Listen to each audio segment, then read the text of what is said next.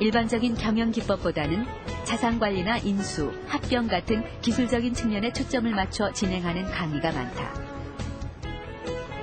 수요에 발맞춰 학생을 가르치는 대학. 기업체에서 즉시 활용 가능한 인재 양성이 이곳의 교육 목표다.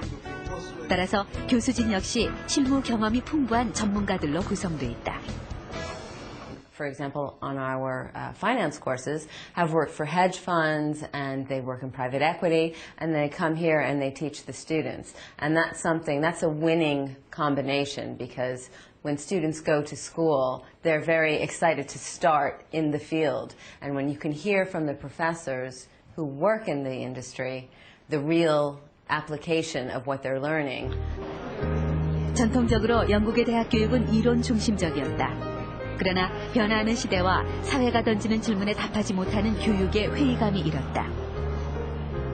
그러자 1990년대 이후 영국 정부는 엘리트 체계에서 대중 체계로 전환하는 다양한 고등교육 개혁안들을 발표하기에 이른다. 사회 경제학적인 기여도가 있느냐 없느냐, 21세기가 묻는 대학의 위상이다. 최근의 그 교육 경쟁력은 사실 이런 중등 단계의 교육 경쟁력을 넘어서서 고등교육과 성인 단계의 직업 능력까지도 포함을 하고 있습니다.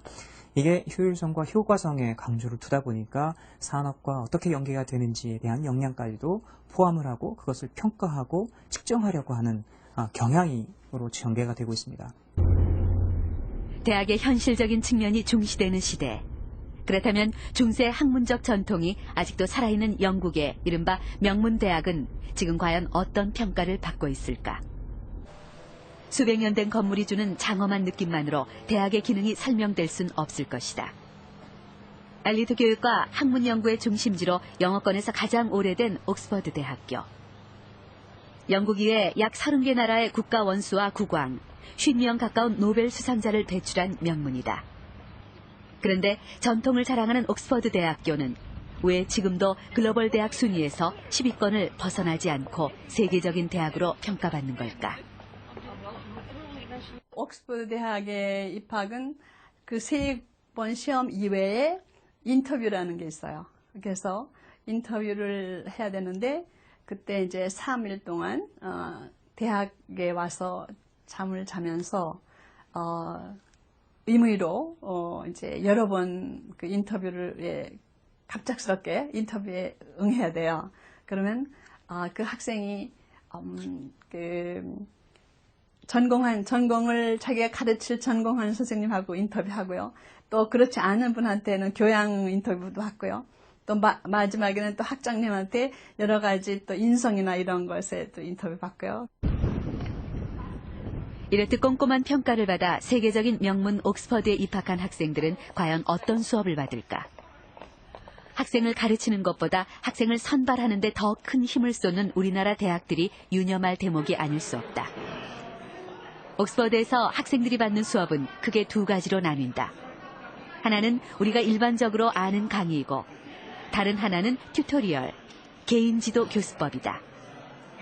튜토리얼은 일주일에 한두 번 해당 과목 교수와 1대1 혹은 1대2로 만나 면담 수업하는 것이다. 튜토리얼 1대1 수업하기 전에 에세이, 그 논문의 타이틀을 주게 돼요. 학생한테, 그 교수가. 그러면 그 타이틀에 대한 논문을 일주일 내에 써와야 돼요. 그걸 쓰기 위해서 20권 정도의, 평균 20권 정도의 책을 읽어야 돼요. 그러니까 한 번 받는 사람은 20권 정도, 두 번 받는 사람은 40권 정도. 책을 읽고 거기에 대한 거를 설명을 써와야 그 다음에 수업이 시작돼요. 옥스퍼드형 개별 수업은 학생 개개인을 강한 인재로 우뚝 서게 한다. 중세에서 시작된 이 수업 방식이 오늘날까지도 유지되는 이유는 급변하는 21세기에도 변함없이 졸업생을 훌륭한 인재로 키워내기 때문이다. 물론 지도교수 확보 등 관리 비용이 많이 든다는 단점은 있다. 때문에 옥스퍼드가 명성을 이어가려면 재정 확충이라는 난관을 극복해야 할 것이다. 옥스퍼드 대학이 있는 영국 런던과 함께 세계 경제 중심지인 미국 뉴욕.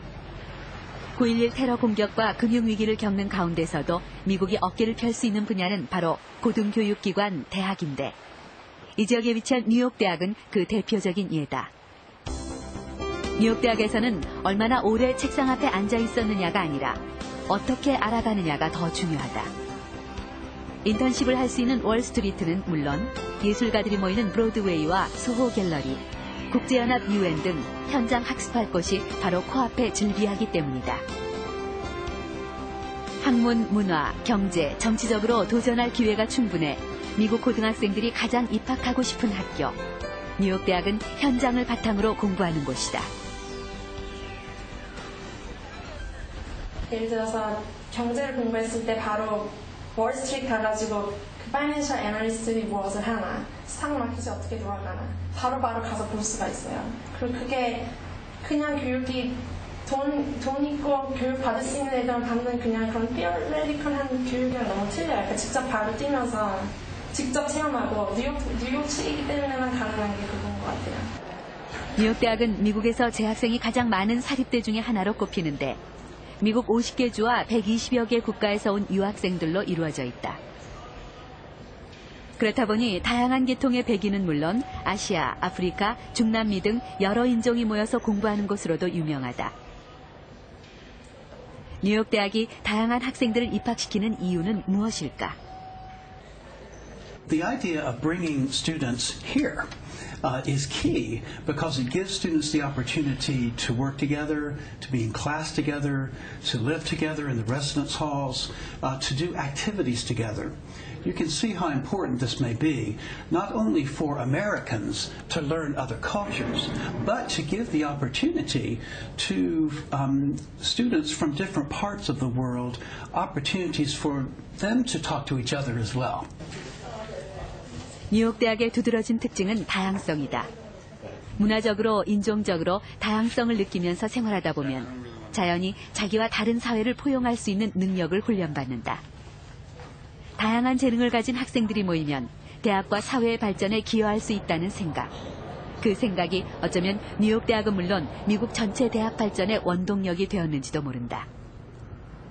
미국 대학은 다양한 재능을 가진 다양한 인종의 학생들이 자석처럼 끌려오는 지식과 인재 생산 기지이다. 미국 고등교육의 경쟁력은 그렇게 입증되고 있다. 미국은 이제 대학들이 굉장히 좋은 대학들이 많고 뭐 세계적인 인재들이 대학에 모여들기 때문에 자꾸 새로운 기술, 새로운 지식, 새로운 정보들을 창출해낸단 말이죠. 생산해내고 세계적으로 창의력을 갖춘 인재들이 미국에 모여들고. 근데 이제 우리나라는 그렇지가 못하거든. 그래서 우리나라가